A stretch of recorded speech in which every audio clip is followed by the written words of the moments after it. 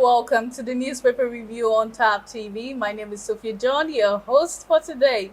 In case you're joining us for the first time and you're wondering what the show is all about, it's a show where we get to look at news stories making the front page of Nigerian newspaper. And of course, I won't be doing this alone. I'm joined by a very amazing lady, Kosi. Kosi, how are you doing today? I'm fine, I'm good. Thank you for joining us on the show once I again. am most welcome and I'm really happy to be here. Thank you so much. Thank you. You look beautiful. Oh, thank you so much. You also look so beautiful. Thank you very much. A lot has been going on our presidential scene. A lot has been happening. From the River State governors, Wahala, to the new budget. That was the budget brought out on the 1st of November. Everybody has been talking about it. All right, let's head over to our newspapers. We'll be looking at the Leadership newspaper. The Leadership is leading. FG budget 33 billion naira for presidential yacht, vehicles, computers, orders, and that's on page 4 of the newspaper. You can see the front page, caricature of our president's face, Tinubu, and then the budget surrounding him. Well, this has actually come as a surprise to many Nigerians. They feel this is an unnecessary move from the president. Well, let's see how that plays out. We'll come back to that.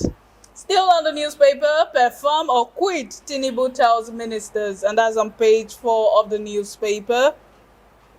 Osun raid, EFCC bans sting operation at night, and that's on page 7 of the newspaper.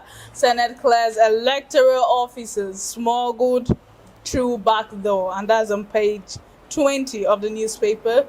Wike has no hand in state assembly crisis, and that's according to Rivers elders, and you can read that up on page 7 of the Leadership newspaper.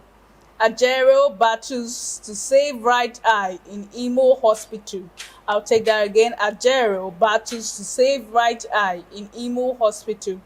That's on page 7 of the Leadership newspaper. Governor Eno corporate bodies excited over editors conference, and that's on page 20 of the Leadership newspaper. We'd like to go back to our lead story on the Leadership.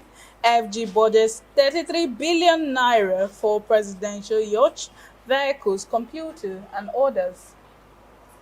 I am speechless. You took that breath. Because was the breath necessary at this time for this particular news? And let me breathe. Let's you breathe. Very, very important. Very important we breathe. To think that they added extra 2.1 trillion to the normal budget they normally use, especially during the time of President Muhammadu Buhari. To think they added so much money extra is something that I can't wrap my head around it.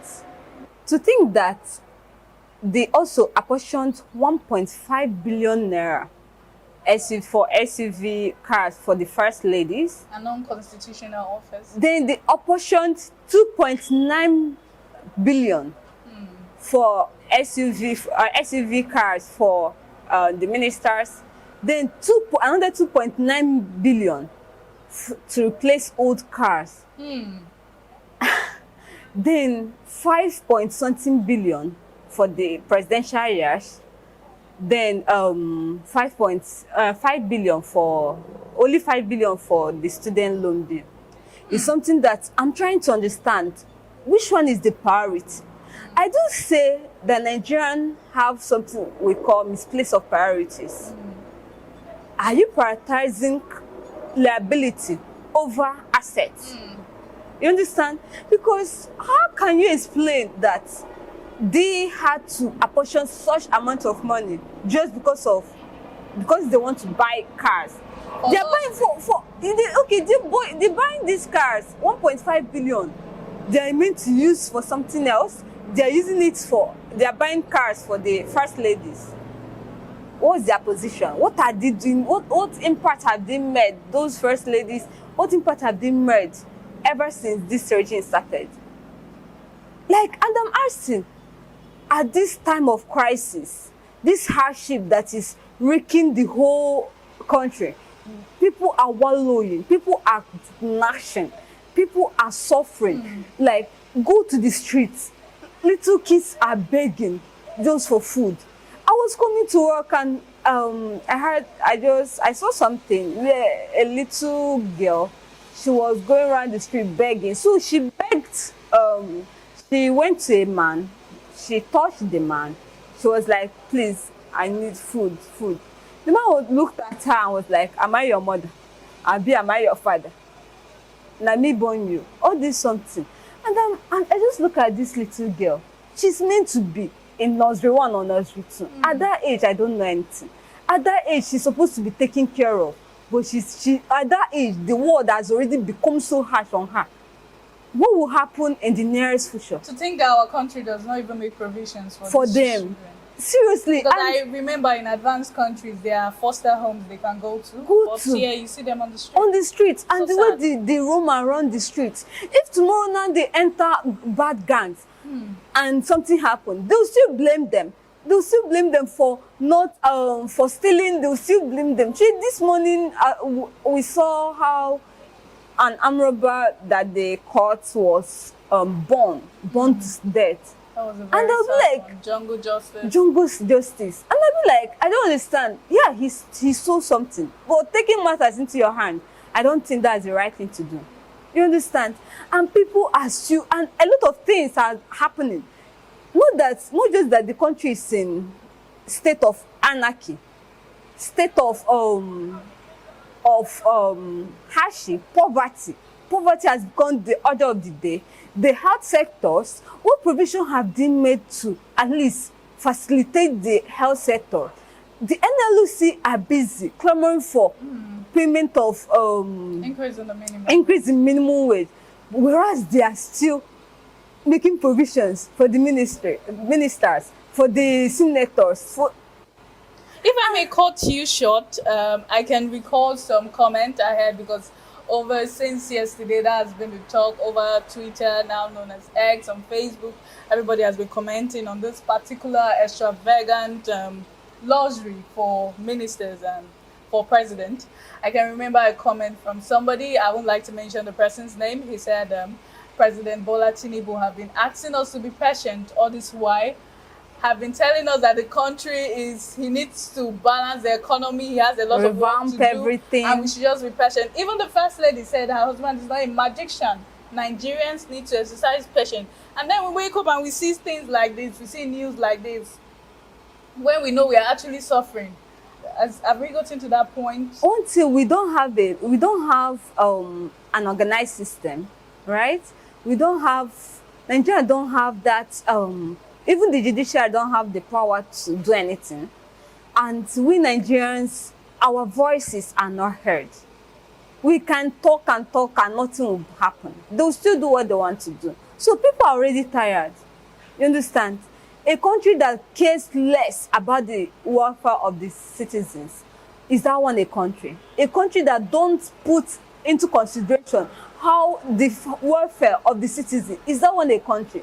A country where people roam around the street, people cater for themselves, people gnashed, people are suffering. Is that one a country? A country where if you enter the country, the basic thing that's supposed to be provided for you, you are praying for it. A country that even the education sector, the health sectors are not organized, nothing is being done unless you have your money to go to private schools or private hospitals. That's the only way you can at least get the best out of it. A country that even the federal facility they provided that is meant to be the rights of the citizens are not properly managed. Is that one a country?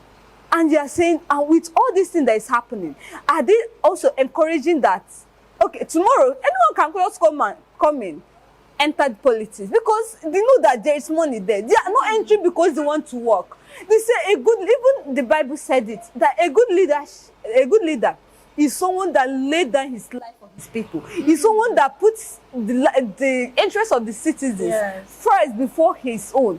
And with this thing, is the current president a good leader? With all these things that we are seeing, without thinking of how would this thing affect the economy? Because at the end of the day, it's the citizen that they'll still task to pay taxes, to do this thing, for them to generate revenue for it. It's from the money, Nigerians' money. It doesn't belong to them. It's from the Nigerian money. The money they are paying is the money they are generating from there. It's our money that they're going to be using to do all these things. And to think that at the end of the day, it will still boils down to us. And I still say that this present government doesn't favor the poor masses. It only favors the rich. You understand?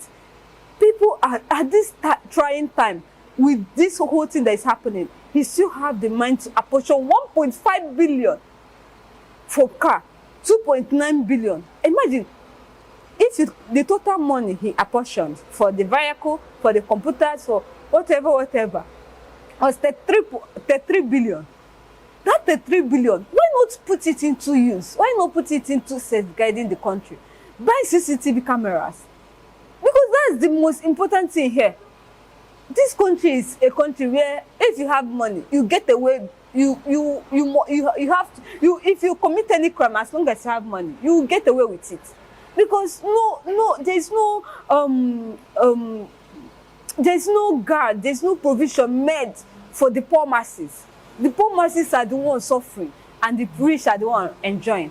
And tomorrow they will come out to say, you should be proud of your country, obey the clarion call, do this one, do that one. How will you have love for your country if all these things happening? It's not just affecting Nigeria, it's also affecting the individuals, the way we see Nigeria, the love we have. If you notice that the love the citizen had then is no longer there. You understand? Because they have given up on the system. People are suffering. You can't tell them, you can't keep on dashing their hope like that. You can't keep on making them go through hell and still expect patriotism within them. It's not possible. How will you be able to defend your country if all these things happening? We Nigerians, we are at least, the only thing that is saving Nigerians is that we already trained to be very strong. No matter the hardship, we keep on going. We don't give up. You understand? So it has already been in us that every Nigerian, they don't depend on the government. You understand? Once you graduate, look at they are graduating billions of people every year. Every year, Nigerian students roaming around the streets with no job, no hope even for job. Some have stayed at home for 2, 3, 4 years. The depression is creeping in. People are a lot of pressure. People want to see your parents, the ones that trained you through school, that sees you through school. They want to see at least the fruits they've been laboring for years. You understand? And all this thing is happening. So my own candid, I won't really say advice, but I feel I am so pained. I am really happy. I'm really sad. I'm not happy. Of most Nigerians. I'm not happy with the budget, and to think that this budget is too extravagant. But what do you expect when you have someone like that on the scene? What do you expect? You expect, dude. I expected this, but I don't know why I'm not happy. I'm not happy because it's too extravagant. It's too much. And to think that at this trying point, he brought out such extravagant bill. And to think that the Senate, they will still approve it. No matter what Nigerians say, no, although thought doesn't matter though. It doesn't matter. All right, thank you very much for that impactful contribution.